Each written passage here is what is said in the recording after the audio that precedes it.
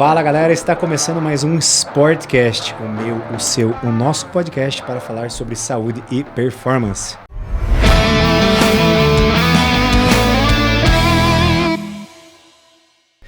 E estamos aqui na nossa primeira gravação de 2025. Feliz ano novo para você. Em breve você vai ter esse episódio cheinho de muitas informações. Estamos aqui com o nosso querido professor André Luiz Reis, nosso querido professor Luiz Pitam, e hoje estamos aqui com ela, Amanda Blansky. Né? Vamos deixar logo ela se apresentar e vamos dar início a um grande bate-papo, tá? Sobre resgate em montanhas, pessoal, um bagulho diferenciado, tá? Então, Amanda, seja muito bem-vinda.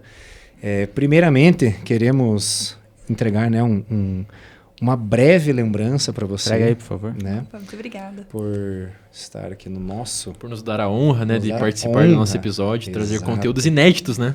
Muito obrigada. E já vou pedir para você se apresentar, contar um pouquinho aí da sua trajetória, como que você ingressou nessa área, tanto medicina quanto, né, juntou lá na frente a parte de montanha. Seja bem-vinda. Muito obrigada, é um prazer enorme estar aqui compartilhando com vocês. Desde o começo tenho acompanhado os podcasts e desejo bastante sucesso aí para vocês. Obrigado, Amanda. Amém. Bom, eu me formei em medicina em 2017 e, na sequência, realizei a residência em cirurgia geral e depois aparelho digestivo. E nesse meio tempo aí, de mais de 10 anos de formação profissional, eu acabei achando na natureza um refúgio para fugir um pouquinho do ambiente hospitalar e dos plantões e dessa correria do dia a dia. E em 2017 ali comecei a realizar trilhas curtas de um dia, bate e volta. Em 2018 parti aí para trilhas mais longas, 2 dias, 3 dias, algumas travessias. E caminhar no plano já não estava tão desafiador. Então comecei a praticar o montanhismo, que foi quando eu me apaixonei aí pelas montanhas e por praticar atividades ao ar livre, né? E era muito interessante que, enquanto eu estava fazendo ali as atividades, de vez em quando conhecia alguns grupos e sempre tem aquela pergunta, né? Qual que é a tua profissão? O que você faz? E quando as pessoas descobriam que eu era médica, sempre falavam, então tô tranquilo, né? Tem um médico aqui, se acontecer alguma coisa. Dá pra ir tranquilo. E assim, eu sempre me questionei muito em relação a isso, porque eu sou acostumada a trabalhar no ambiente intra-hospitalar. Eu nunca trabalhei com pré-hospitalar. Então eu ficava perguntando, nossa, mas se acontecer alguma coisa aqui, né, o que eu vou fazer? Como é que vai ser um atendimento aqui sem recursos, né? Eu que estou acostumada a trabalhar num ambiente que eu tenho recursos disponíveis. E foi então que eu comecei a realizar alguns cursos na área de medicina de áreas remotas, né? A gente considera área remota um local que está mais ou menos 2 horas de distância de um primeiro atendimento. Então a maioria das trilhas, montanhas que a gente faz aqui na nossa Serra do Mar, por exemplo, estão nessa condição.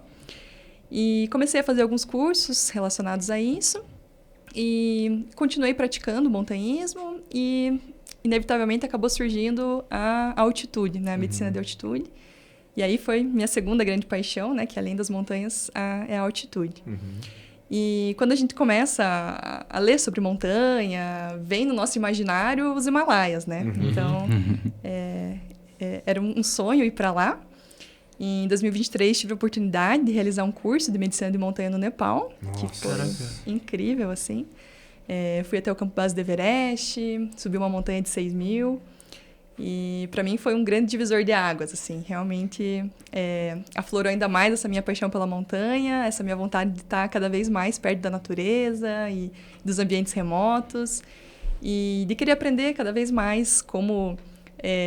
agir nessas situações com poucos recursos.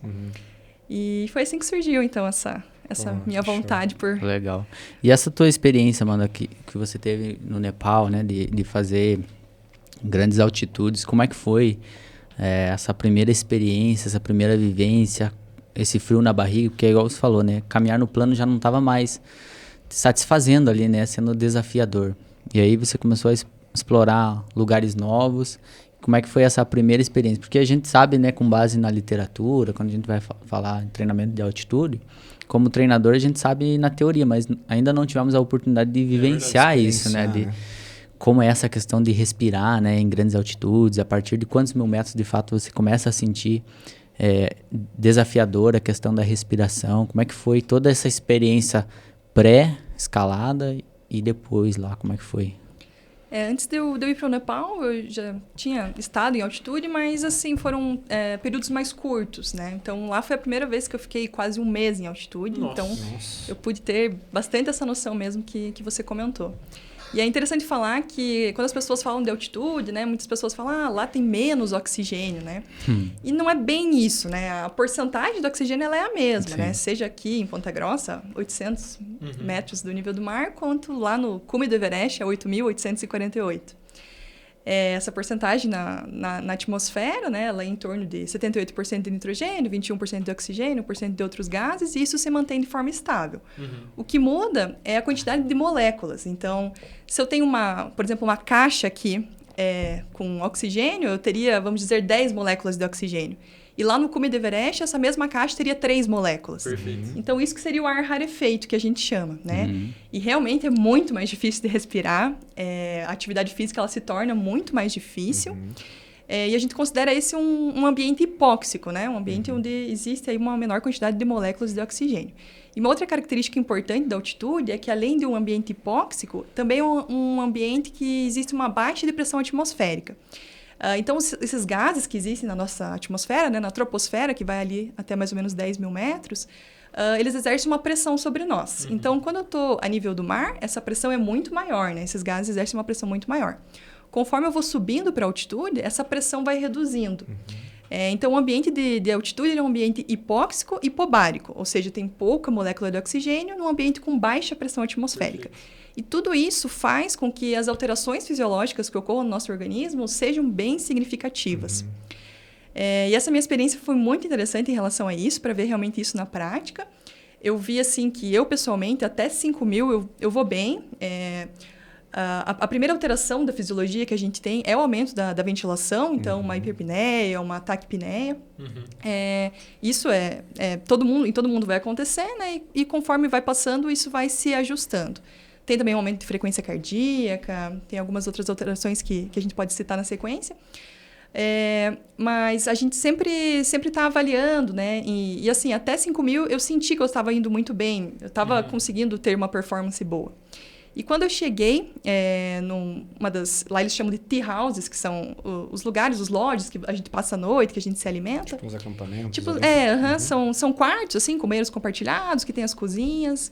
E eu cheguei em Gorakchep, que fica a mais ou menos 5.100 de altitude. E no outro dia, a gente iria para o campo base do Everest. E eu lembro que até então, minha saturação estava se mantendo sempre acima de 80%, estava me sentindo bem. E nesse dia que eu cheguei no acampamento, eu estava com uma dorzinha de cabeça leve, eu senti que estava um pouco diferente. E quando eu fui ver minha saturação, estava em 68%. Caraca. Então, acho que, principalmente pós-pandemia, ficou muito comum as pessoas olharem saturação, né? Se fosse aqui no nível do mar, 68% era igual a intubação, né? Nossa. Mas lá no ambiente de altitude, estava um pouco abaixo do que seria o esperado, mas a gente nunca avalia uma medida isolada, né? São vários fatores. Eu estava me sentindo bem, apesar de um pouquinho de dor de cabeça, estava me sentindo bem. Então, eu optei por descansar bem aquele dia, hidratei. A hidratação é algo que é muito importante em altitude. Então, isso que eu ia perguntar, como é que funciona, né, essa questão de tanto alimentação quanto hidratação, quanto vocês levam, né? Como que vocês programam? Vai ter tantas paradas? A hidratação, assim, existem alguns protocolos de você fazer quantidade por quilo, mas eu acho que o mais prático é você avaliar a coloração da urina, né? Então, tem que estar a urina clara, se a urina está escura, está concentrada, tem que hidratar mais. Também tem que cuidar para não superidratar, que também tem as suas consequências, né? Mas é importante estar sempre observando aí a coloração da urina.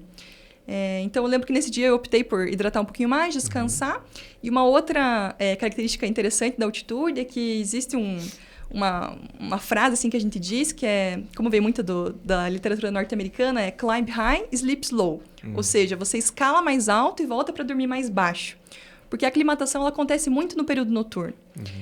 Então, eu lembro nesse dia que eu fui dormir, e no outro dia eu acordei me sentindo melhor, fui olhar minha saturação, já estava acima de 80%. E impressionante. Você vê muita similaridade com a questão do treinamento, né? A importância de você estar no descanso para promover o efeito retardado do treinamento, né? E aí quando você fala dessa questão de dormir em baixa altitude para promover a adaptação, é muito interessante, né? Até para aumentar a quantidade de eritrócitos, né? pela própria diminuição da, como você falou, explicou ali, da quantidade de moléculas, né, a menos de oxigênio. E aí o corpo tenta compensar fazendo uma saturação de eritrócitos, de hemoglobina. Legal pra caramba. E como é que funcionou aí? Você ficou um mês, né? Como é que funcionou esses ataques, né, que vocês chamam de ao pico, ao cume, né? Como é que funciona essa dinâmica? Vai e volta, quantos dias? A gente levou mais ou menos uns 14 dias para chegar no acampamento base do Everest, né? E também na medicina de altitude, a gente fala que existem algumas regrinhas para você progredir de altitude. Então, acima dos 3.000, a gente já começa a considerar. E o principal é a altitude de pernoite, né? Justamente por conta dessa questão da melhora da aclimatação. Então, acima dos 3.000, não é ideal que a gente ultrapasse 500 metros por dia, tá? Então, essa é uma regrinha que a gente utiliza. E quando você passa, digamos, estava a 3.000, aí fui a 3.500, dormi, no outro dia foi a 4.000, dormi. Quando você passa 1.000 metros, o ideal é que você tenha um dia de descanso, para também você conseguir aclimatar melhor. Então, a gente fez mais ou menos essa estratégia, né, de passando aí a cada 1.000 metros, descansar 1, 2 dias nos lugares que a gente estava. E, assim, achei que deu muito certo, foi uma estratégia muito, muito eficiente. E chegamos bem ao campo base. E, na sequência, eu fui escalar a montanha de 6.000, né, o Lobuche. E para lá também, a gente baixou um pouquinho de altitude para o corpo recuperar, fomos a 4.000. E também ficamos ali 2, 3 dias fazendo alguns treinamentos. E daí, na sequência, subimos para o campo alto e daí para atacar a montanha de... Quais treinamentos que... Então, a gente faz alguns treinamentos para... essa é uma montanha que ela era um pouco técnica. Diferente de outras montanhas, como eu fiz ano passado, Kilimanjaro, que é uma montanha que você não tem escalada, você não precisa estar encordado, mas o Lobuche, sim, você precisa estar encordado e tem alguns lances um pouco mais técnicos. Então, a gente fez alguns treinamentos ali de rocha, de como se manter encordado, de usar alguns ascensores, né? Que são... A gente tá com cadeirinha, tá com mosquetão, alguns ascensores que a gente utiliza para subir as cordas. Então, é bem interessante. E aí, Amanda, na hora de montar um kit desse, você vai ficar um mês fora, né? O que é indispensável no kit? E também fala um pouquinho da tua experiência da questão de dormir, né? Porque a gente sabe que vocês enfrentam temperaturas muito severas, né? Muito, muito baixas. Como que é também essa questão do sono? O que precisa de material para poder ter uma boa noite de sono? Não sei se dá para ter uma boa noite de sono num lugar assim, né? Eu acho que dá pela adrenalina, né? E o cansaço também, né? Pelo cansaço também, mas pela emoção, né? Que você tá ali, puxa vida, fazendo aquilo... Legal, negócio tão desafiador, acho que você até dorme bem, né? Não sei como que é essa experiência, como que é passar uma noite de sono em temperaturas bem baixas, desafiador, tudo escuro, como é que é essa questão? Primeiro tem essa questão de você estar num lugar incrível, né? Eu lembro muito desse campo base lá do Lobuche, que era maravilhoso, você abrir a barraca e estar cercado de montanha nevada, era muito bonito. Mas em altitude, inevitavelmente, você não vai ter uma boa noite de sono. A gente faz uma... Poxa. Não, tô puxando um roncão, que deu apagado. A gente acaba fazendo uma apneia central por conta da altitude e tem algumas alterações, a gente chama de respiração periódica, né? Então, por conta disso, você não acaba entrando ali no sono profundo, você fica num sono mais superficial, acaba tendo muitos sonhos na altitude. É interessante porque você acaba não entrando muito no sono profundo. Mas eu acho que você tá tão animado por estar ali que no outro dia você tá bem, tá disposto para descansar, para fazer atividade, né? Então, é interessante por isso. E em relação ao kit que você perguntou, né?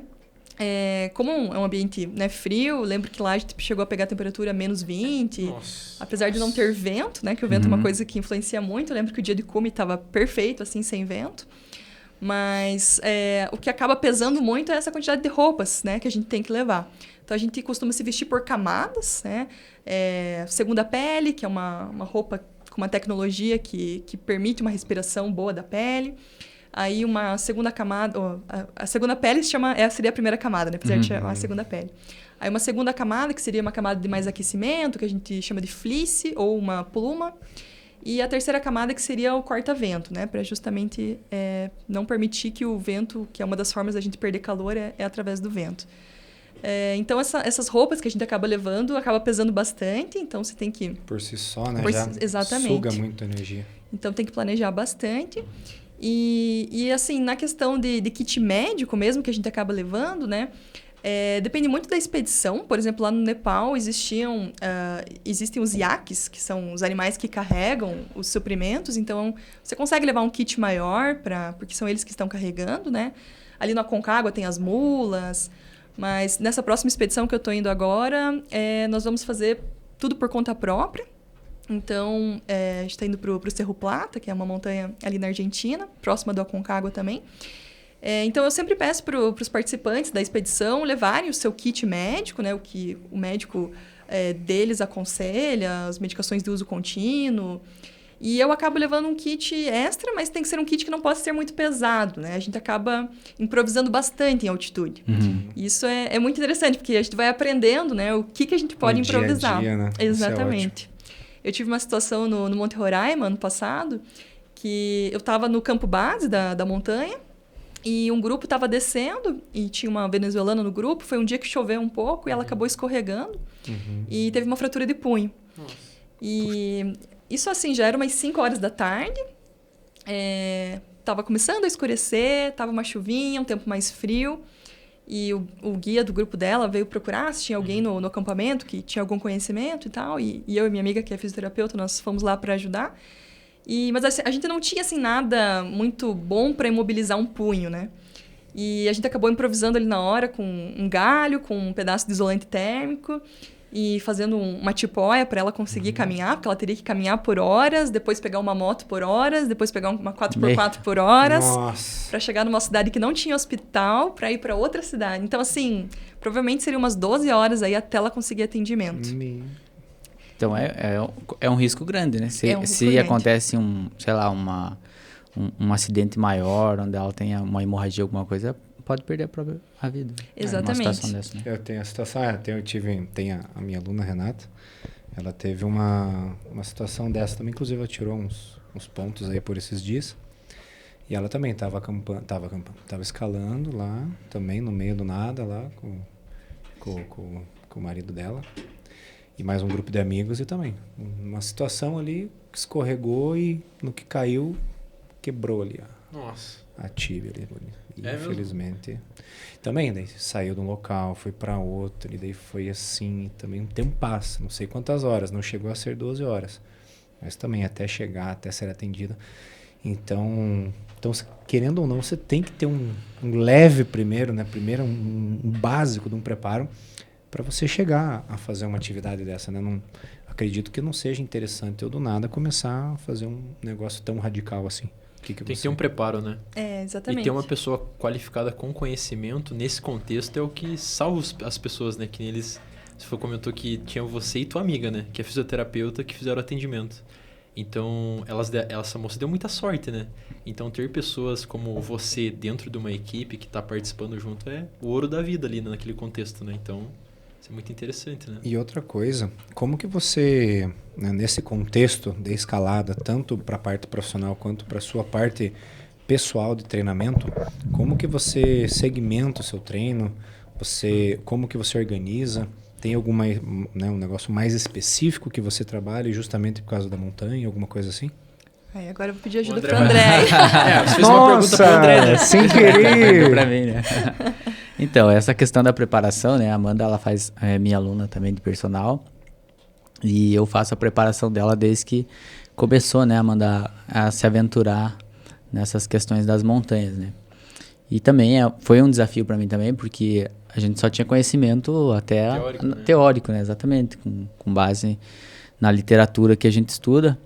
E aí foi realmente muito legal essa parte, porque você tem o gostinho de aplicar na prática, né? Então, colocar aquele conhecimento na prática. Porque na teoria você já sabe, né? As adaptações que o organismo vai promover. Então, foi feito a periodização da Amanda, fizemos um macrociclo ali de 5 meses. Trabalhamos inicialmente parte de hipertrofia, chegando mais perto ali dela chegar na viagem. Fomos deixando mais especial, trabalhando mais a parte de resistência. Muito trabalho excêntrico, né, Amanda? Que é uma das dificuldades de quem faz a montanha, a escalada ou trilhas, não é nem subir, né, Amanda? Você pode falar um pouquinho melhor até sobre essa tua experiência, mas é descer, né? Descer é um grande desafio. A gente brinca que divide. Existe a equipe da subida e a equipe da descida, né? Tem gente que prefere subir e tem gente que prefere descer. Eu sou do time da subida, né? Apesar de puxar mais o cardiovascular, eu gosto mais. Porque a descida é justamente essa dificuldade de você segurar, né, a musculatura ali. Então, eu sou do time que prefere a subida. Porque é um regime de trabalho diferente, né? Para você que está em casa entender, né? Existe a ação concêntrica e a ação excêntrica. Quando nós estamos descendo o pico, descendo a montanha ou uma descida, né? Por exemplo, você pega uma descidão aí, vai fazer a descida, é mais difícil porque não é não é algo comum, né? Não é um gesto comum, você desacelerar o seu corpo. Então, dentro do ambiente da academia, né? Eu volto a chamar atenção para isso, que as pessoas às vezes veem a academia somente como um instrumento para desenvolver a hipertrofia muscular.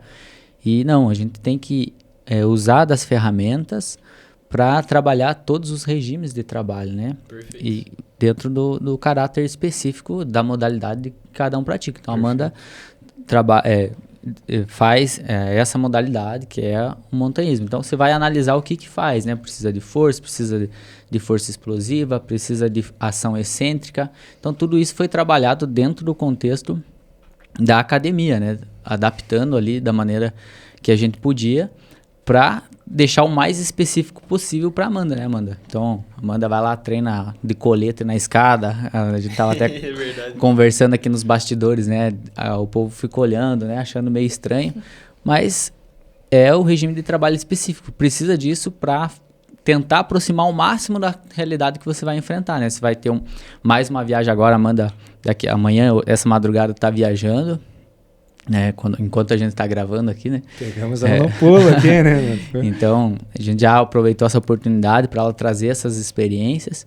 Vai ficar quantos dias agora, Amanda? Esqueci? São 20 dias de expedição. São 20 dias. Então, a Amanda já fez a preparação dela, veio trabalhando agora nos últimos dias a parte da resistência, muito trabalho de ação excêntrica, com trabalho de força, com ação excêntrica. Então, a Amanda está preparada nesse quesito, né?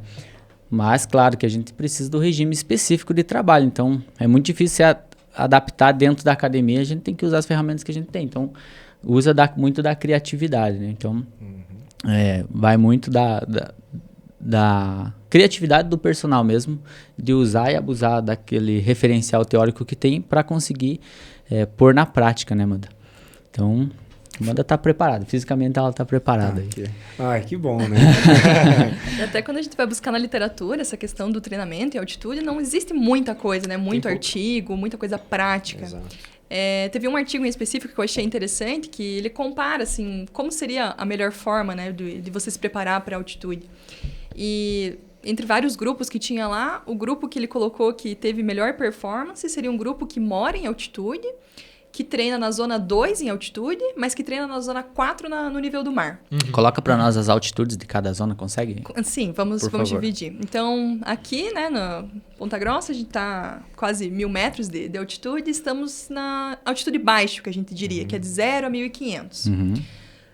Se eu for para a maior montanha aqui do sul do Brasil, que é o Pico Paraná, que tem 1.877 metros, eu já considero uma altitude moderada. Então, seria de 1.500 a 4.000. Já é uma altitude moderada. Apesar de que as doenças relacionadas à altitude, elas começariam ali acima de 2.500, 3.000. Mas já considero uma altitude moderada. De 4 a 5.000 já é uma altitude extrema. Então, aí que eu vou ter a maior parte das doenças relacionadas à altitude, das alterações que ocorrem relacionadas a esse processo fisiológico, né, que faz parte da aclimatação. Então, os principais seriam o mal agudo de altitude, o edema cerebral de alta altitude e o edema pulmonar de alta altitude. Então, nessa faixa aí de 4 a 5.500. E 5.500 é considerada a linha da vida. Por que linha da vida? Porque acima de 5.500 não existe forma de vida permanente. Então, os pássaros, bactérias, os montanhistas, eles ultrapassam essa linha, mas invariavelmente eles vão ter que retornar. Tá? Não tem forma de vida permanente acima de 5.500 metros. Não, imagina.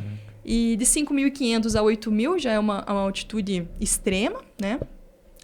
Então, nesse caso, eu não tenho uma manutenção de massa muscular, meu corpo só vai estar sofrendo catabolismo.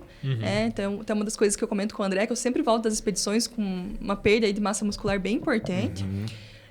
Então, por isso que a gente trabalha bastante essa questão da hipertrofia. E acima de 8.000 seria a zona da morte. Caraca. Então, o ideal é que a gente não passe muito tempo, né, acima, né, dessa linha da Zona da Morte. No mundo, nós temos 14 montanhas que são maiores do que 8 mil metros, né? Todas, Caraca, 14? 14 montanhas. Todas ali na linha do Himalaia, do Karakoram. E é interessante, assim, porque existem alguns projetos que os montanhistas fazem, né? Que acaba incentivando. Então, montanhistas que querem fazer essas 14 montanhas acima de 8 mil. Um outro projeto bem interessante que tem, que são os 7 cumes. Então, seria você subir a montanha mais alta de cada continente. E são 7 porque divide a América em 2, mas seria na Ásia o Everest, né? Que é a maior montanha do mundo, com 8.848 metros. Na América do Sul, a Concagua, que é uma montanha de quase 6.960 metros. Também é uma montanha extremamente desafiadora. Existe bastante respeito. A Concagua é uma montanha incrível, assim, tá na lista. Na América do Norte, o Denali, que é uma montanha que fica no Alasca. Na Antártica, o Vinson. Aí nós temos na Europa o Elbrus, que é uma montanha que fica na Rússia, ali na Cordilheira do Cáucaso. Na Oceania, a Pirâmide Carstens, que até ano passado, uma brasileira, Fernanda Maciel, que é uma corredora de montanha, ela bateu um recorde ali na Pirâmide Carstens, fez em tempo recorde a montanha. Não lembro exatamente, mas foi menos de 2 horas que ela fez da base ao cume. Caraca. Foi um recorde bem impressionante. Subiu assim. correndo, né? Subiu correndo, literalmente. E na África nós temos o Kilimanjaro, que é 5.895 metros, que foi essa montanha que eu tive a oportunidade de escalar o ano passado. E, por incrível que pareça, ela não é uma das montanhas mais altas, mas é uma das montanhas que existe maior índice de doenças de altitude. Porque as doenças de altitude elas estão muito relacionadas ao tempo de exposição que você ascende, né? Então, a gente sempre fala que a ascensão ela deve ser lenta e escalonada. E o Kilimanjaro é uma montanha que você pode subir em 3 dias ou em 8 dias. E muitas pessoas que não entendem muito acabam querendo subir mais rápido, né? E acabam apresentando essas doenças.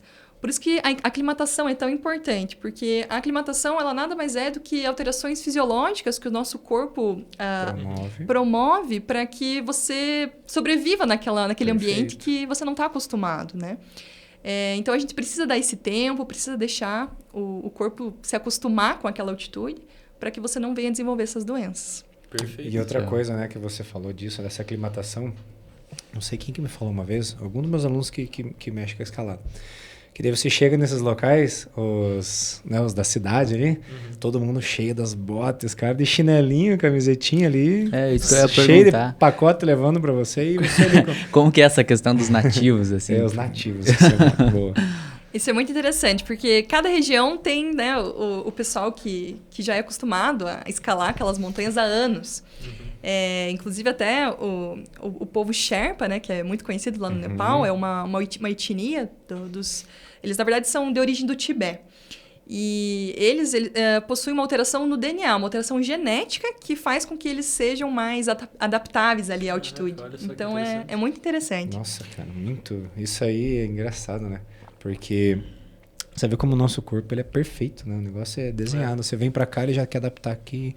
Igual o André falou, em relação às adaptações, né, do treinamento, promover esse efeito retardado. Importância de você subir e voltar, dar aquele estresse, retorna para recuperar. É tudo com base no princípio de treinamento, né? Nos princípios de treinamento Você veja que dá pra ir migrando pra cá né? e pra lá. Que você falou é epigenética, né? Que basicamente alterações relacionadas ao contexto que a gente está inserido vai consequentemente modificando o DNA, né? O ácido desoxirribonucleico, né? Mas você falou uma coisa interessante, que você falou que tem poucos estudos relacionados à adaptação para indivíduos que treinam em altitude, vamos dizer assim, né? E acho que, se não me engano, no livro do professor Cassidori tem lá... A gente tenta não falar dele. Não tem como. É que assim, a gente foi agraciado com conteúdo que... Agora não mais, né? Mas que por muito tempo ele foi... Tipo, as pessoas estudavam, elas identificavam várias coisas muito interessantes, aplicavam na prática, o fenômeno acontecia, funcionava. No entanto, por conta da dificuldade de tradução, de transportar esse conhecimento pro Ocidente, esse conhecimento não chegava aqui, né? Então, por exemplo, eles falam que existem vários estudos, o professor Cassidori demonstra isso, que eles colocam os indivíduos em câmaras barométricas, né? Que eles tentam simular nessa pressão parcial de oxigênio diminuída e tal. E, no entanto, eles identificam que, né, o indivíduo fica 16 horas por dia, fica um tempo interessante. E, no entanto, a médio e longo prazo não é tão interessante assim, porque o indivíduo fica muito solitário, ele muda muito a rotina dele e, no final das contas, a adaptação acaba sendo muito baixa, né? Então, é difícil promover esse ambiente favorável à adaptação que a gente conseguiria em altitudes mais elevadas, né? Então, mas é muito interessante, né? Exatamente. Uma das literaturas que a gente acaba mais utilizando, que é a norte-americana, né? Que eles estudam bastante a questão da medicina de altitude e eles falam justamente isso. Existem, né, alguns métodos que a gente pode usar para prevenir essas doenças relacionadas à altitude. E foram feitos muitos estudos utilizando essas câmeras para tentar promover essa adaptação. E realmente foi visto que no final a alteração é muito pequena. Então, a pessoa se esforça um monte e tal e adapta bem pouquinho. Exatamente. Muitos dormem em ambientes que promovem essa diminuição ali do oxigênio e no fim vê que realmente o ganho é muito pequeno. Então, acho que o melhor treinamento para você subir a montanha é estar na montanha. Subir a montanha, né? Exatamente. E você, digamos assim, você fala subir a montanha, certo? Então você não chega a, de fato, escalar pontinhos e tal, ou a ideia é como se fosse contorná-la para subir lá no topo lá. Como é que... Então, depende muito da montanha, né? Que nem o Kilimanjaro, como eu comentei, foi uma montanha que é só de caminhada, né? Não tem nada técnico. Mais tranquilo. É mais tranquilo, né? Tirando a parte da altitude, né? Do ponto de vista chamaria assim de técnico mesmo, lá não tem. O próprio Aconcagua, né? Não é uma montanha técnica também. Então, é quase 7.000 metros, a altitude é muito desafiadora. Mais passadinha. Mas não tem muitos lances técnicos. Existem outras montanhas no mundo, o próprio Everest, que é uma montanha um pouco mais técnica, né? Então, existem lances que você precisa escalada. Um pouco mais técnico. O Everest é um pouquinho mais difícil. Né? Só morreram... só o Everest, né? Você anda, tá vendo nego congelado ali. E é verdade? Tá cheio de nego congelado, né? Infelizmente. Poxa vida. Sim. Mas, né, cara... Ele sabia, Tentou, né? Ele tava tentando. Se esforçou, né? Morreu tentando. E essa questão da altitude é muito desafiadora. Que nem a gente estava falando, eles falaram bastante da parte da hidratação. E como que vocês fazem com a parte da alimentação? Que eu sou muito faminto, assim. Então, como que vocês segmentam? Vamos levar 10 ovos, vamos levar um monte de barrinha ou pacotinho, ração, tipo o exército, assim. Como que vocês fazem para ter essa alimentação, né? Suprir essa energia? Bom, na altitude, a nossa principal fonte de energia é carboidrato. Então, a gente sempre tem que focar em levar alimentos mais ricos em carboidrato. E também vai depender muito de como vai ser a expedição, né? Como lá no Nepal tinha essa possibilidade dos carregadores, então... Dá para abusar um pouquinho mais. Exatamente. Essa expedição que eu vou agora, como vai ser totalmente autossuficiente, você tem que pesar, né? Literalmente tem que pesar, você tem que ver quanto que você quer carregar. E assim, eu acabei dividindo mais ou menos em um café da manhã, lanche e janta, né? É muito difícil a gente parar para almoçar, né? Geralmente come um lanche e acaba fazendo uma janta mais completa no período da noite. Então, meu café da manhã basicamente vai ser mingau de aveia. Eu comprei também uns sachêzinhos de proteína para adicionar um pouco de proteína. Aí os lanches vão barrinha de proteína, um pãozinho ali com patê, coisas simples. Que dá para compactar. Né? Exatamente, e que não pesem muito. E à noite a gente acaba fazendo mais macarrão ou utilizando as comidas liofilizadas, que é essa ração aí dos astronautas, que o processo é um pouquinho diferente da desidratação, elas são liofilizadas e não perde tantos nutrientes quanto na desidratação. E a vantagem é que são extremamente leves. E aí é só você adicionar água quente e você tem uma refeição ali pronta. Tem várias estrogonofe, arroz com feijão. Feijoada. Eu já levei uns 10 pacotes de estrogonofe. X-tudo, né? X-salada, né? Você bota água... A Amanda tava me contando, né? Como é que prepara. Um pacotinho, né, Amanda? Corta, põe a água, mexe, tá pronto. Exatamente. É a mesma coisa que bater no liquidificador, tudo, e tomar. Mas é a famosa raçãozona, né? Quartel, no IB. No quartel eu lembro. No quartel você pega o sachê assim, não, é estrogonofe de carne. Você abre assim, esquenta, joga, tá pronto, cheirosinho assim. E nessa questão, assim, então é sempre tudo mais compacto. Não tem... Você vê essas fotinhas no Instagram ali, fazendo um omeletinho com bacon. Passando ali, café. Passando café. Isso aí é tipo 1.000 metros ali. Isso aqui nas montanhas da Serra do Mar, aqui a gente consegue fazer, né? Eu, quando vou aqui, eu passo muito bem. Faz um banquete. Faço banquete. Assado com farol. Uma maionezinha no domingo. Mas quando são dias mais longos e a gente tem que pensar bastante no peso. Estruturar bem. Exatamente. Sabe que eu tenho uma experiência que gente foi fazer... Na primeira academia que eu trabalhei, a gente tinha um programa que a gente fazia aventura, assim, fora, né? E aí teve uma vez a gente foi fazer o Pico Caratuba, que é o segundo maior aqui do Paraná, né? E aí era um monte de gente inexperiente. Todo mundo era aluno da academia, tudo então ninguém sabia nada, né? Mas a gente tem um pouquinho de noção, né? Você vai desafiar no meio da mata, vai escalar e tal. E aí fui com a minha esposa, né? Vamos preparar uma mochilinha só, né? A gente coloca nossas barrinhas ali, água, que a gente bebe bastante. E aí a gente vai revezando, né? Então eu carrego um pouco, você carrega um pouco e tal.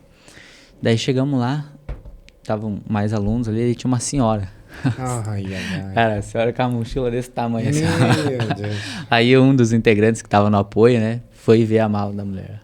Tinha bota reserva. Nossa. Crochê. Boné. Mas que você... Não, vai que arrebenta. Não deixou tirar nada da bolsa dela. Não deixou tirar nada, velho. Era tipo, a gente ia descer, ficar 20 minutos, 40 minutos lá e descer, né? Não deixou, ficou bravo, sabe? Aquela senhora que não deixa. Não vou usar, não deixo. Deu, sei lá, deu 15 minutos. A mulher tava passando mal. Mas, claro.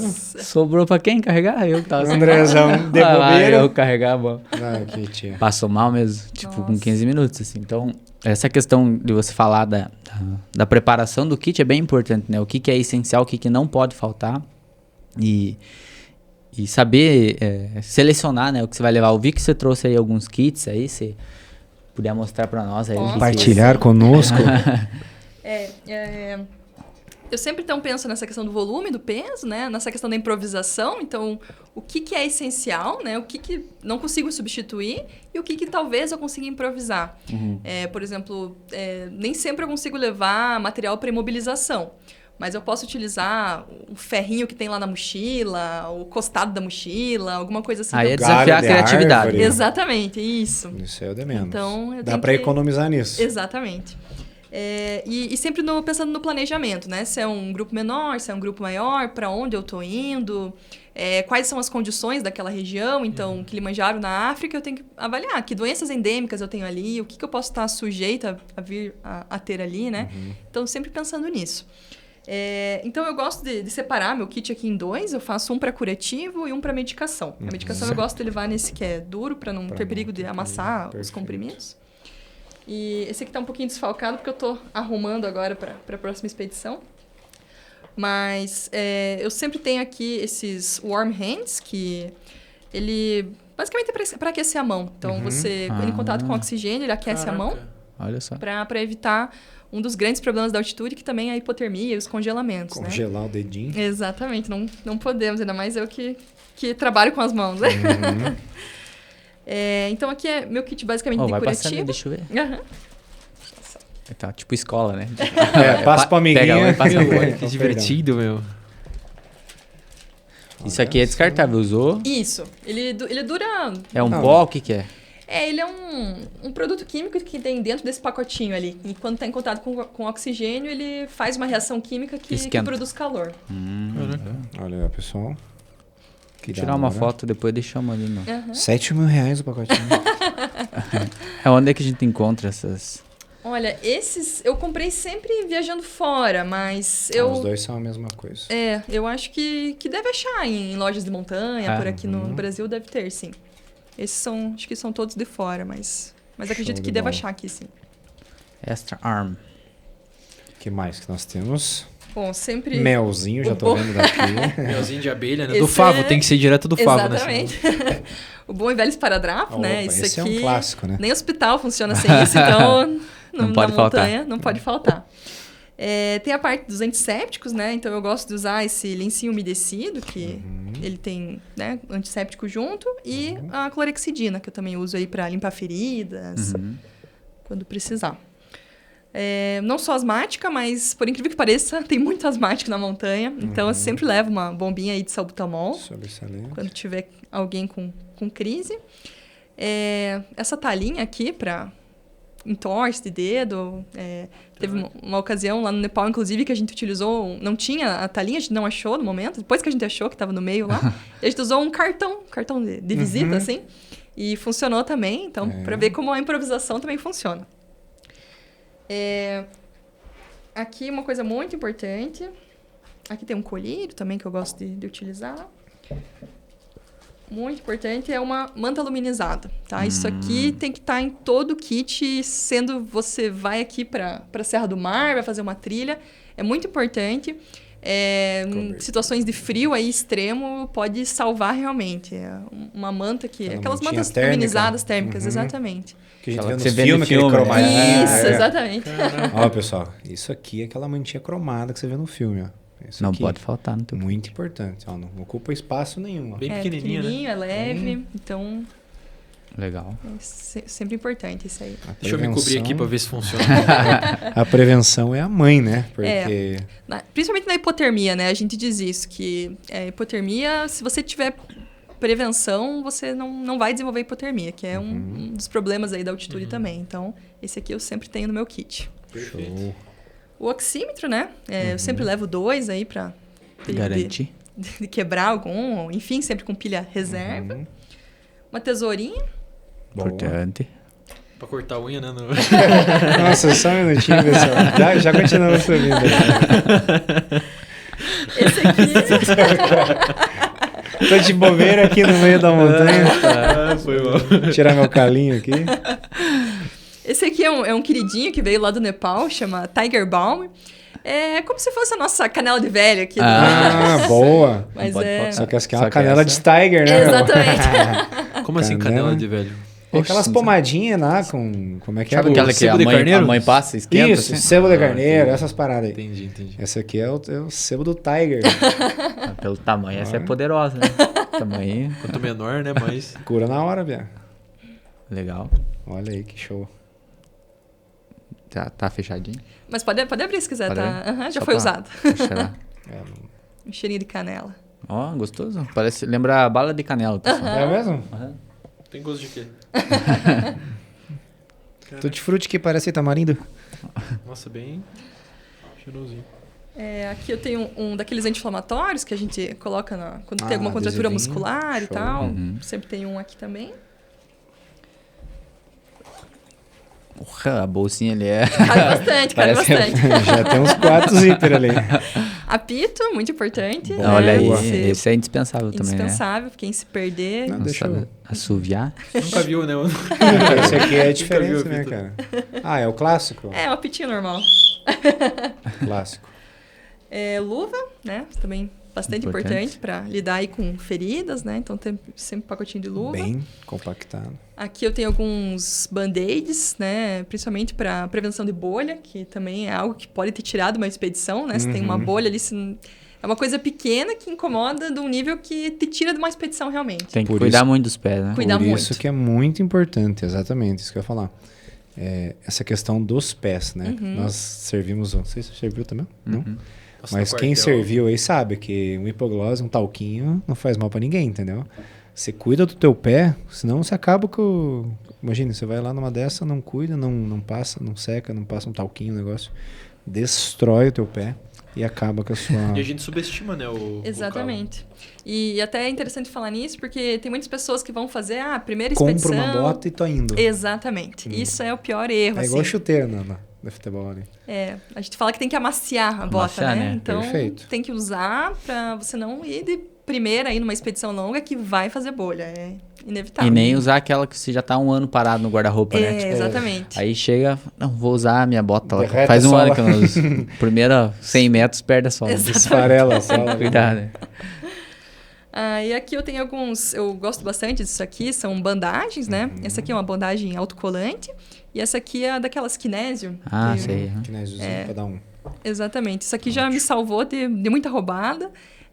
Até pessoas assim que fazem entorse, tornozelo, ajuda bastante. Eu gosto muito, sempre tenho comigo. Caraca.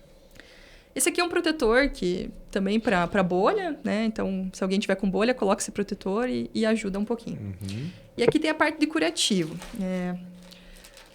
Aqui tem uma atadura que tá aberta, até vou trocar aqui para a próxima expedição. O melzinho, né, que você tinha falado, melzinho. sempre tenho também. Também já salvou em algumas situações de ajudar pessoas que estavam precisando, aí passando mal. Na altitude, a gente acaba vindo a desenvolver alguns resfriados e tal, né? Pelo tempo que a gente passa, baixa imunidade, não se alimenta direito. Então, eu tenho esses sachêzinhos aqui de chazinho. queijinho. Essa aí é. Eu gosto bastante. Aí aqui tem o gaze, né, para curativo. Uhum. Agulha, seringa, um sorinho. É sempre importante. Sempre bem-vindo. Isso é bom. E aí a questão das medicações, né? Aqui eu trago mais separadinho. E eu gosto também de sempre deixar anotado as medicações que eu tenho. Então eu deixo aqui na capinha Um checklist. um checklist Boa. para ver o que eu tenho, para ver o que está faltando. Uhum. Aqui o bom e velho cloro, né? A gente tem que sempre pensar na água. Então, aqui na Serra do Mar, por exemplo, antigamente a água era limpa. Hoje em dia não está mais Não limpa dá pra por conta confiar. da contaminação e dejetos humanos que infelizmente Eita. tá tendo bastante, principalmente no Pico Paraná. Então é indispensável o certo é utilizar 2 métodos para a purificação de água, né? Então, por exemplo, você ferver e usar o cloro, mas o cloro já ajuda bastante. Então, eu sempre tenho uma cartelinha Se não de tiver o cloro, só ferver ajuda também? Não resolve tudo, mas se você só tiver isso, dá pra... Quem não tem nada, metade é o dobro, né? Exatamente. Quem não tem nada. Esse, Entendeu? E as medicações eu separo em saquinhos e acabo colocando, né? Por exemplo, analgesia. Uhum. Essas aqui são as medicações relacionadas à altitude. Tem algumas pomadas aqui. Uhum. Alergia, né? Então, Um antialérgico. eu muito uso bom. aqui, por exemplo, como eu sou médica, eu posso carregar a adrenalina. Então, uma reação anafilática, a única medicação que vai resolver é a adrenalina. Uhum. Nos Estados Unidos existem umas canetas, né, que você pode se auto-aplicar. Então, a pessoa que tem alergia, ela pode carregar essas canetas. E aqui no Brasil foi aprovado também uma caneta que acho que vão desenvolver ainda, não sei exatamente que bom, né? como que tá, Legal. mas para essa auto-aplicação. Então, legal. é bem interessante. Aqui tem pinça também, porque é numa caixinha que está guardada essas medicações de ampola, né? Uhum. Uma medicação aqui que eu uso também para altitude, que se a pessoa estiver desacordada e eu precisar utilizar um corticóide, a dexametasona também está aqui nessa caixinha. Aqui eu tenho antibióticos e a parte gastrointestinal, que também pega bastante em altitude. Até você tinha comentado da alimentação. Uma das características de altitude é você ter uma diminuição aí do apetite. Confesso que nunca aconteceu comigo. Meu apetite sempre se manteve bem preservado. Que fominha. Mas tem muitas pessoas que ficam com menos apetite, ficam mais enjoadas, chega às vezes até a apresentar vômito. Caraca. Então, é um dos sinais aí que a gente avalia quando a gente vai pensar nas doenças de altitude. E Amanda, agora falando um pouquinho da questão de quem quer iniciar, né, no montanhismo ou se aventurar um pouco nessas escaladas. Aqui no Paraná, por onde a pessoa pode começar? O que você sugere, assim? A primeira questão é não começar sozinho, né? Uma das premissas aí de montanha é você estar sempre acompanhado, certo? Não ir sozinho, justamente porque se acontecer algo, né, você ter alguém ali para conseguir chamar ajuda. E de preferência com quem já tenha ido e sabe como é que funciona, Exatamente. né, pessoal? Não vai com qualquer coachzinho aí no meio de uma montanha chovendo. Igual o Né? André, né? Foi com a senhora lá, né? A senhora ia ajudar ele, né? A senhora não deixa comigo que eu resolvo aí. Então, se não tiver experiência, talvez procurar alguma agência que seja mais especializada, né? Ou procurar os clubes que existem, né? De montanha. Tem algum Instagram que você possa deixar, assim, que as pessoas possam encontrar? Tipo, esse aqui é um pessoal amigo meu, conheço, ó, confiança, podemos... O pessoal que eu indico muito para a parte de turismo, de aventura, chama Quintal de Casa. Eles Quintal são de Casa. uma agência bem séria, com guias excelentes. Eu comecei muito com eles, assim, fiz muita montanha com eles também. Então, sugiro bastante aí. Eles Ótimo. fazem caiaque, fazem montanha. legal. Tem Pô, que da hora. alguns projetos de montanha. Então, eles são uma agência bem séria, que os guias têm todo o treinamento de primeiros socorros e conhecem a Serra do Mar. Então, vale a pena. E o Clube Paranaense de Montanhismo também, que é o pessoal com quem eu vou estar agora na expedição do Cerro Plata. E eles fornecem alguns cursos, por exemplo, curso de rádio, curso de orientação e navegação, curso de primeiros socorros, que eu ministrei legal. junto ano passado. Isso que eu ia perguntar. Tem como nós, assim, do nada, associarmos, entrar ali e começar... Sim. É só entrar em contato com eles lá pelo Instagram, acho que tem os detalhes lá. E aí sempre tá tendo esses cursos aí. Pô, E são bem interessantes para você construir mais bagagem aí, né? no Aí, pessoal, montanhismo. vamos deixar na tela aí para vocês esses dois links aí Quintal para de que você Casa possa e entrar Clube em contato, né? Paranaense. Doutor, E- e essa obra que você trouxe? Eu fiquei curioso, esse livro, né? Que Ah, sim. Qual que é a... Esse aqui é um dos meus livros de cabeceira. Chama Medicina de Áreas Remotas no Brasil. Vou mostrar aqui para vocês. Uma das escritoras, que é a doutora Juliana Schilard, hoje ela é uma das referências aí quando a gente fala de medicina de altitude no Brasil. Nossa, sou super fã do trabalho dela. Ela até recentemente publicou o primeiro doutorado no Brasil sobre medicina de altitude. Caraca! Então é bastante interessante. Eu gosto bastante desse livro. Tem várias coisas bem interessantes aqui. É meu livro de cabeceira. Justo, legal. Né? É igual o nosso, né? No Cassidória. Se não tiver... Área remota no Brasil, o que você conhece, o que você acha desafiador? Assim? Bom, então, como eu tinha falado lá no começo, o conceito de área remota é você estar a 2 horas ali de um primeiro atendimento, né? Então, tem muitos lugares aqui no Brasil que a gente pode considerar área remota. Aqui no Paraná, a gente tem muita coisa, né? Muita montanha interessante, muito lugar lindo. Agora, até no Ano Novo, eu estive num lugar que eu não conhecia, numa cachoeira ali próximo da região do Palmeira, muito bonita. Então, acho que é pouca vida para a gente conhecer tudo, né? E uma região que, na verdade, é ali fronteira com a Venezuela e com a Guiana, que é o Monte Roraima, né? Ele tem um pedacinho no Brasil, mas a maior parte está na Venezuela, que é uma região incrível, assim, é uma montanha muito diferente. Eu gosto muito de regiões onde os povos nativos cuidam, né? Então, ali é uma montanha que é preservada pela população indígena ali da região. Então, eles são os verdadeiros guardiões da montanha ali, eles cuidam, eles respeitam. Existe um respeito muito grande por aquela montanha. Então, é uma região, uma área remota muito interessante. Monte Roraima. Legal. Quantos dias que é para subir esse? Esse eu fiz em 8 dias. 8 dias. 8 dias. Manda aí, vou pedir para você aqui, ó. Desafio. 3 montanhas para iniciante, intermediário e avançado que você já fez. Iniciante, aqui no Paraná, eu diria Pão de Ló. Pão de Ló. Pão de Ló é uma Onde montanha... ela fica próxima ali da região de 4 Barras. É uma montanha tranquila, mas... Faz no dia? Faz no dia, bate e volta. O que é? Uns 1000, chega a 1000zinho ou não? Eu não lembro a altitude, mas acredito que sim. É uma montanha tranquila, mas... Dá para subir, tirar aquela fotinha e voltar. Sim, com certeza. A Anhangaba também é considerada uma montanha escola aqui da nossa serra. Para iniciante também. Para iniciante, ela tem um pouquinho mais de desafio ali do que o Pão de Ló, mas é uma montanha tranquila também. E uma outra tranquila, acho que seria o Morro do Cal, também ali na região de Campo Largo, é uma montanha mais tranquila. Intermediário. Intermediária, eu diria o Caratuva, Caratuva. né, que você foi. O Itapiroca, também uma montanha mais intermediária.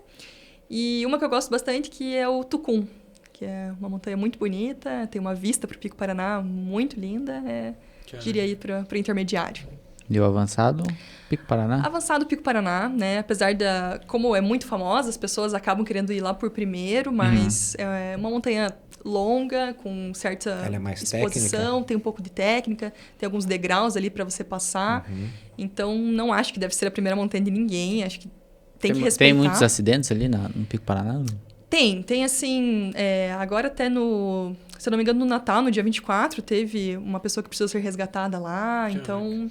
Eu vi, eu não sei, eu vi uma reportagem que um cara travou a coluna. Isso, é esse aí? exatamente, esse aí. Pô, o cara travou as costas, piada. Não dá pra ampular No meio isso, da né? montanha. Nossa, velho. Então, assim, é uma montanha que tem que ser respeitada, não é uma montanha fácil, é uma montanha que, igual eu comentei ali na questão da água, né, infelizmente, as pessoas não têm muito essa noção do lixo, então a quantidade de papel higiênico que está tendo na montanha é impressionante, né? Então, você que vai para a montanha, por favor, traga seu lixo de volta. Isso é tanto para esse lixo produzido quanto para lixo orgânico, né? O pessoal acha que não, casca de banana é orgânico, dá para deixar aqui. Mas você não está vendo um bananal ali, né? Então, tem que trazer tudo, né? Tem nos Estados Unidos, como eles também falam muito disso, que é o Leave No Trace, né? Que seria, traduzindo, não deixe rastros, né? Então, você tentar ir para a montanha e causar o menor impacto possível, né? Então, trazer tudo que você levar, utilizar tudo que de você lixo. levar, traz de... Isso mesmo. Uma outra, acho que seria o Siririca, que é uma montanha mais avançada, é uma montanha mais longa também, mas é bem interessante. E eu acho que eu colocaria aí também uma travessia muito bonita que eu fiz uns 2 anos atrás, que é a Serra Fina, ali em Minas Gerais. Minas Gerais, São Paulo, ali nessa região. É muito legal, uma travessia ali na Serra da Mantiqueira é incrível. Então, deixaria aí pro nível avançado também. É mesmo? Perfeito. E todas essas aqui, as mais iniciantes e intermediárias, são mais aqui no Paraná? Essas que eu citei, sim. Só essa última aí que tá... Essa travessia. Acho que foram todas que eu falei no Paraná, com exceção dessa última. Que massa. E com questão de curiosidade, qual que é o pico mais alto no Brasil? No Brasil, o mais alto é o Pico da Neblina, que tem quase 3.000 metros. E do lado dele, que daí não tem um pouco de divergência aí, se seria considerado uma outra montanha, mas seria um outro cume, na verdade, seria o 31 de março. Então, são as duas. E a terceira é o Pico da Bandeira. Certo. E onde que ficam essas aí? O Pico da Neblina, ele fica lá na Amazônia. Nossa. E o Pico da Bandeira fica ali na divisa de Minas e Espírito Santo. Já foi em algum desses? No Pico da Bandeira, já. É mesmo? Já. Que massa. E com relação... Pô, até fugiu. Você falou da Amazônia agora, né? E você teve uma experiência que você faz alguns trabalhos voluntários, né? Como médica. Você teve na Amazônia, né? Recentemente. Sim. Consegue contar um pouquinho dessa história? Fugindo um pouco das montanhas, né? Mas trazer um pouco dessa curiosidade, né? Do que você vivenciou lá, como que funciona essa parte medicinal. O que você traz de aprendizado de lá pra gente aqui. Eu tive a oportunidade de fazer alguns trabalhos voluntários agora em 2024 e um deles foi na Amazônia. E também fui para a África, né? Junto com essa que eu escalei o Kilimanjaro, fiz um trabalho voluntário lá. E eu comparei muito essas duas realidades, né? A realidade da África com a realidade da Amazônia. Na África foram atendimentos mais clínicos, eu fiz algumas pequenas cirurgias, mas foi uma coisa um pouco menor. E na Amazônia já não, eu fui com uma ONG, né? Então eles montam um hospital no meio da floresta. Legal. Muito incrível, assim, estrutura maravilhosa. E eu estava... O município é São Gabriel da Cachoeira, que é o terceiro maior município do Brasil. Eles chamam lá da Cabeça do Cachorro, né? Então é um município imenso, assim. E de lá eu estava muito longe de qualquer atendimento. Lá eu posso considerar uma área remota também, porque realmente a gente estava muito longe de qualquer possibilidade de atendimento. Então essa ONG já há muitos anos vai até lá. Inclusive o fundador da ONG começou a montar essa ONG depois que ele subiu o Pico da Neblina. Caraca. E também então, tem essa relação com o montanhismo aí também. Ele percebeu essa necessidade que a população indígena daquela região tinha, né? A falta de acesso. Então, assim que começou. E aí, então, foi montada essa estrutura do hospital e a gente fez essa triagem dos pacientes. Já tinha sido feita uma primeira triagem, a gente fez uma segunda triagem dos pacientes que seriam operados, que foi uma expedição com cunho cirúrgico, né? Foram realizadas mais de 500 cirurgias, aí, desde parte oftalmológica, da nossa parte. Quantos dias também. vocês ficaram? Nós ficamos 15 dias.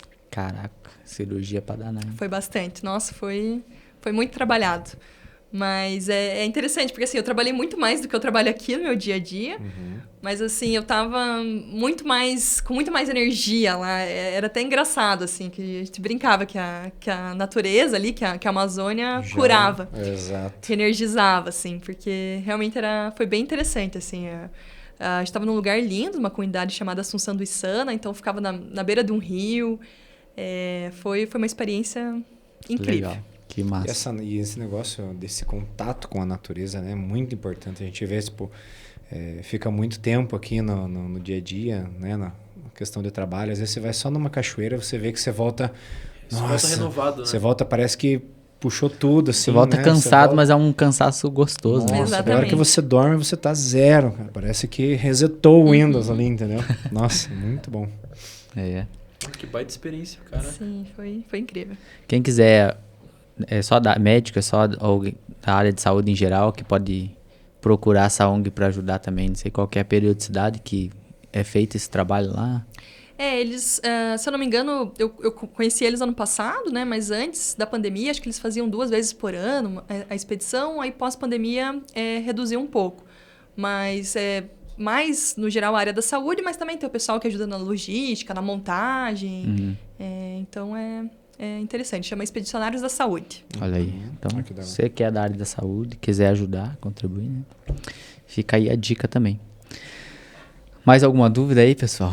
Mas é muito aprendizado, É né? muito Olha, aprendizado. Não, é Informação muita aqui que experiência não aqui, né? parou, né? Uma Ouro fino da metralhadora de vida. informações. Sensacional. Eu acho que vamos encaminhando para o fim, então. Amanda, agradecer a tua presença aqui. Foi muito valiosa, você trouxe bastante informação. Principalmente para quem, né, quer começar, né, a fazer essas expedições. Acho que foi bem rica a tua participação aqui, a tua contribuição. As pessoas vão ter um norte melhor por onde começar, porque às vezes é igual você falou, um detalhe muito importante, né? Aqui no Paraná, o Pico Paraná é o mais conhecido, né? Então as pessoas não têm noção e já querem começar por ali, né? De primeira já ir ali. E não tem noção, igual eu contei dessa experiência, né? Foi engraçado, mas a pessoa passou mal logo no início já. Então realmente isso acontece, é perigoso, né? Você querer encarar um desafio desse sem ter o mínimo de preparo, né? Então tem que ter preparo, tem que fazer uma musculação, tem que ter essa questão da parte da preparação física. Todo esporte é assim, né? Toda modalidade esportiva existe, né, um preparo, um nível mínimo de preparo, né? Então se você quer se aventurar, quer começar a praticar, né, essas modalidades, procure primeiramente adaptar o teu corpo, né, ter o mínimo de preparo para que você consiga fazer isso com segurança e permanecer com saúde ao longo dos anos, né?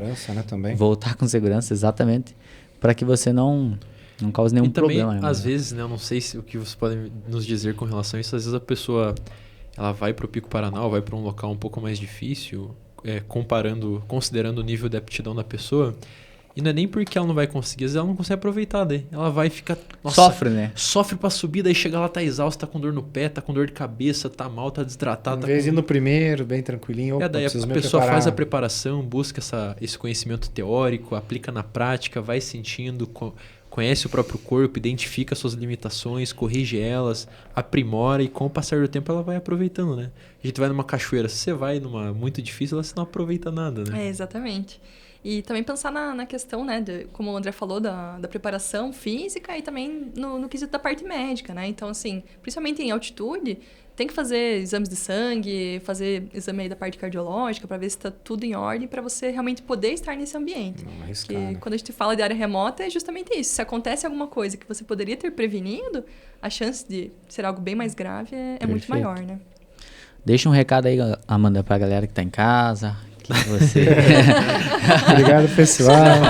Se quiser falar, né? Fique à vontade. Bom, acho que a gente tem aqui, né, não só no Paraná, mas no Brasil, muitos lugares incríveis e é importante que estejamos sempre nos preparando, nos capacitando para aproveitar, né, como foi falado, isso de aproveitar essa natureza tão incrível que a gente tem da forma mais segura possível, sempre respeitando a natureza, né, como eu falei, a gente não está aqui nesse mundo para usar da natureza, né? Ela não está aqui para nos servir, né? Então, nós estamos aqui para viver em harmonia, né? Então, quanto mais puder aproveitar, né?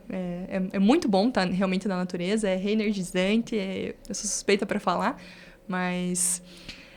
vamos aproveitar, né, as belezas naturais que a gente tem, sempre com respeito à natureza, à montanha. Preservar para as próximas gerações, exatamente, né? Porque senão daqui a pouco acaba tudo e... Não seja um porcão, tá? Leve o lixo de volta. Leve uma sacolinha embora. Isso aí. Amanda, que você continue sendo usada no teu trabalho para ajudar as pessoas. Muito sucesso nesse ano. Boa sorte aí na tua expedição. Muito obrigado pela tua confiança também no meu trabalho, né? Como personal, conte sempre comigo, conte sempre com a gente aqui também. E é isso, né? Agradecendo aí a tua participação, agradecendo os nossos patrocinadores, Go Coffee, Primor, Página 1 Digital. Muito obrigado, contamos com vocês em 2025, né? Cantando sem viola. Tô ajudando muita gente. Vamos lá, pessoal. Muito obrigado. E é isso, muito obrigado. Foi enriquecedor, engrandecedor e eu tenho certeza de que é só o começo. Valeu. Pessoal, um abraço, nos siga, curta, compartilhe com seus amigos, leve essas informações para o máximo de pessoas que você puder, tá bom? Um forte abraço e um ótimo 2025 para vocês. Tchau, galera.